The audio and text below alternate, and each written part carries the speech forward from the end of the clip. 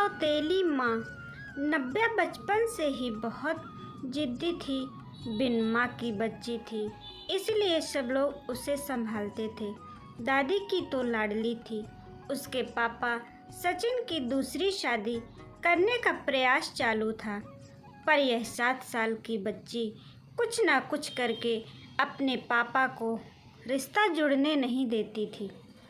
उसकी दोनों नानी और दादी उसे समझा समझा कर थक गई। बेटा, सभी सौतेली माँ बुरी नहीं होती, और हम हैं ना, तुम्हें अगर तकलीफ़ दी तो हम उस पर चिल्लाएंगे, डांटेंगे। लेकिन उसके मन बार बार डर आ रहा था कि सौतेली माँ मुझे तकलीफ़ देगी, पापा भी उसका ही सुनेंगे, और उसकी माँ की आखिरी याद मतलब उसका मंगलसूत्र, वह भी उस सौतेली माँ को दे देंगे। ऐसे उसे लगता था। सभी को टेंशन हो रहा था कि उसे कैसे समझाएं। उसकी माँ मतलब सुनीता एक एक्सीडेंट में 2 साल पहले इस दुनिया से चली गई। तब से लेकर अब तक उस बच्ची को सभी संभालते थे, पर उसकी यह जिद ज़रा ज़्यादा ही थी। कैसे बताएं, अभी इसे उसकी दादी ने उनकी ही मौसेरे भाई की लड़की पसंद कर ली थी। उसकी भी शादी होकर तलाक हो गया था और उसे एक लड़का भी था, पर यह बच्ची सुनने को तैयार थी ही नहीं। वह लड़का है मतलब उससे ही सब प्यार करेंगे, मुझसे नहीं, ऐसा मन में वहम बिठाए वो इस शादी को नहीं होने देगी। ऐसी जिद पकड़ कर बैठी थी। उसके जिद के आगे सचिन भी नहीं बोल सका। दोनों दादी और नानी काफ़ी चिंतित हो गई। बाद में सुनीता की माँ ने समस्या का समाधान निकाला। सुनीता की एक दोस्त माया, जिसकी उम्र हो चुकी थी, इसीलिए उसकी शादी तय नहीं हो रही थी, उसके घर जाकर नानी ने सब हकीकत बताई। वह सब सुनने और समझने के बाद भी माया शादी के लिए तैयार हो गई। इस वजह से दोनों नानी और दादी भी काफ़ी खुश हो गए। अब सचिन क्या कहता है, इसकी उनको चिंता हो रही थी। खुद सास ही बोल रही थी, इसलिए जमाई तैयार हो गया। लड़की को मिलने के लिए सचिन ने माया से मिलने का तय किया। मुलाकात के दिन सचिन ने माया से कहा कि मैं सिर्फ नव्या के भविष्य के लिए और अपनी माँ की इच्छा के लिए तैयार हुआ हूँ। मेरी तरफ से बाकी कोई भी उम्मीद मत करो। यह सुनते ही बहुत बुरा लगा माया को, पर कितने दिन घर वालों के ताने सुनूं, इसलिए माया तैयार हो गई और शादी भी हो गई। उसके घर की परिस्थिति इतनी अच्छी नहीं थी, उस वजह से उसके माँ बाप ने माया को कोई भी जेवर नहीं दिए, और नव्या ने अपनी माँ का मंगलसूत्र भी नहीं देने दिया।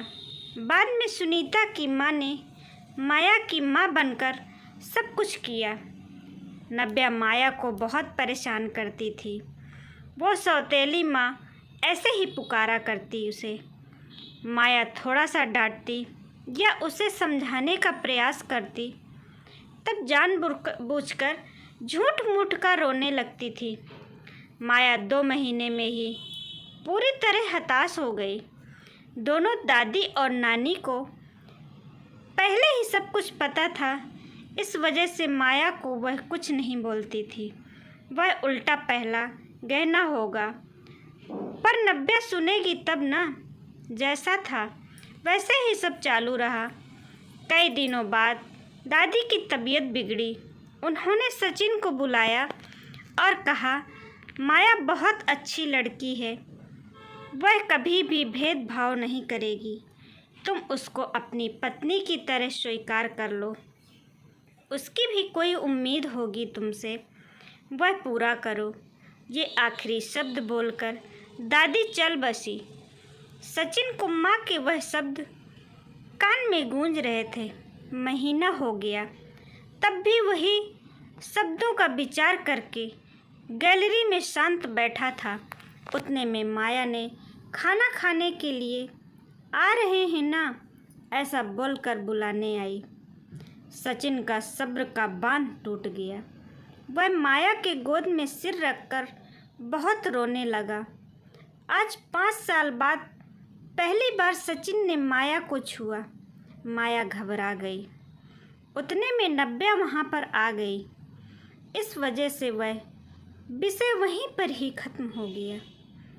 कई दिनों बाद वापस सब नॉर्मल हो गया।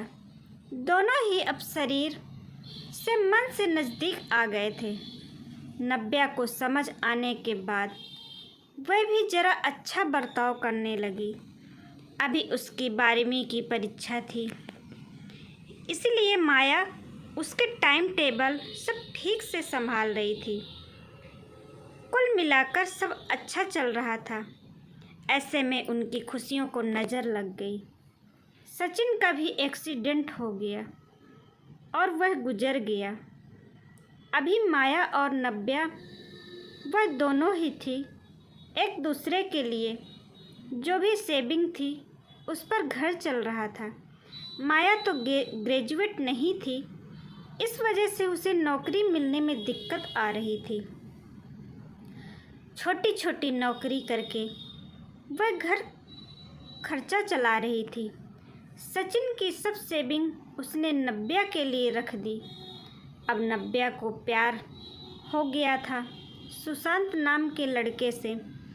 इस वजह से माया ने उनका प्रेम विवाह करने का सोचा। सब लोग अच्छे हैं, नब्या भी खुश रहेगी, ऐसा उसे विश्वास था। पर सुशांत की माँ खड़ूस थी। सचिन के जाने के बाद उनकी परिस्थिति भी अच्छी नहीं थी। नब्या शादी के बाद गहने नहीं लाई, इसीलिए ससुराल वाले उसे तकलीफ़ दे रहे थे। उसकी सास की सहेलियां घर पर आई थीं नई दुल्हन से मिलने। तब नब्या की सौतेली माँ के बारे में बुरा भला बोल रही थी। सौतेली माँ है ना, इसलिए ऐसा जानबूझकर किया होगा। सब कुछ खुद के लिए रखा होगा और बेटी को लंका की पार्वती बनाकर सिर्फ मंगलसूत्र पहनाकर भेज दिया और हंसने लगी। अभी उसका खुद पर का निमंत्रण टूट गया। मेरी माँ की आखिरी याद मतलब यह मंगलसूत्र है, जो मेरी इच्छा थी कि मैं ही इसे पहनूं। यह मंगलसूत्र मेरी माँ का आशीर्वाद का हाथ है और मेरी माया को बुरा भला बोलने का तुम्हें कोई भी हक नहीं है। आज वह है, इसीलिए मैं हूँ। उन्होंने मुझे अच्छे संस्कार दिए, डिसिप्लिन सिखाया, संयम और बड़ों का सम्मान। यह सब बातें कोई भी उम्मीद ना रखते हुए सिखाया। पापा के जाने के बाद भी उन्होंने कमाए हुए एक पैसा भी खुद पर ना खर्च करते हुए सब पैसे मुझे दे दिए। कभी भी सौतेलेपन उन्होंने मुझे नहीं दिखाया।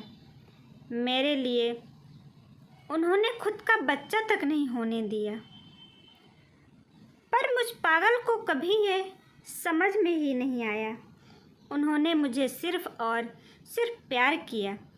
मुझसे उन्हें एक ही चीज़ चाहिए थी जो मैं कभी नहीं दे पाई। सब औरतें एकदम सोच में पड़ गई कि आखिर वह कौन सी चीज़ चाहिए थी। उन्होंने नब्या से पूछा, उन्हें क्या चाहिए था। सच में बहुत महंगा गहना होगा, इसीलिए तो उसने इतना एडजस्ट किया होगा। बातचीत हो रही थी, तब वहाँ माया आई और औरतें खुसुर फुसुर करते हुए हंसने लगी। माया मन में डर गई। नब्या ने ऐसे क्या किया होगा, ऐसा क्या किया जो यह सब औरतें उसे देख रही हैं। तभी नब्या ने माया को गले लगाकर प्यार से माँ बुलाया। दोनों माँ बेटी सब भूलकर एक दूसरे की बाहों में गुम हो गई। औरतें जब जाना फूसी कर रही थी तभी नव्या बोली, आप सबको वह गहना देखना था ना, यही माँ बुलाकर ममता का गहना उसे चाहिए था। माया को तो रोना आ रहा था। दोनों सचिन और दादी की फ़ोटो के सामने खड़े रहकर उनको हाथ जोड़कर खड़े थे। नव्या ने उनसे माफ़ी मांगी और माँ को कभी खुद से कभी दूर नहीं करूँगी ऐसा वचन दिया। दोस्तों, समाज में कई गलत बातें, भावनाएं बनी हुई होती हैं जो जाने अनजाने बच्चों तक भी पहुंच जाती हैं। हमें बच्चों को और खुद को भी इस बात को समझाना होगा कि हर पुरानी बात पूरी तरह या हर किसी के लिए सच या एक समान नहीं होती है। किसी एक का सच दूसरे के लिए झूठ हो सकता है।